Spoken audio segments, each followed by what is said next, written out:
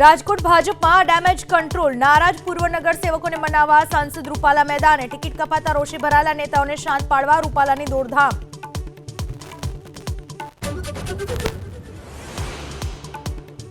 જૂનાગઢમાં આમ આદમી પાર્ટીનો ઉમેદવાર 96 બોટલ દારૂ સાથે ઝડપાયો.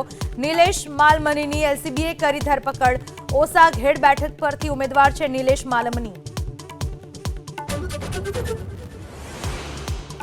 વડોદરામાં સગીર વિદ્યાર્થીની સાથે દુષ્કર્મ, પીટીના શિક્ષક પર લાગ્યો આરોપ. માર્ક્સ વધુ આપવાની લાલચ આપી આચર્યું દુષ્કર્મ. શિક્ષક વિજય રાઠોડની કરાઈ ધરપકડ.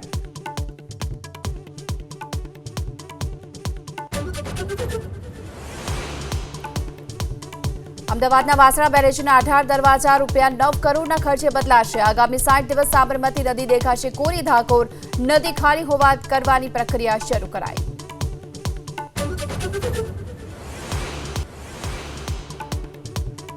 સ્થાનિક સ્વરાજ્યની ચૂંટણીને લઈ ઉમેદવારી પરત ખેંચવાનો અંતિમ દિવસ. બપોર સુધીમાં ચિત્ર થશે સ્પષ્ટ.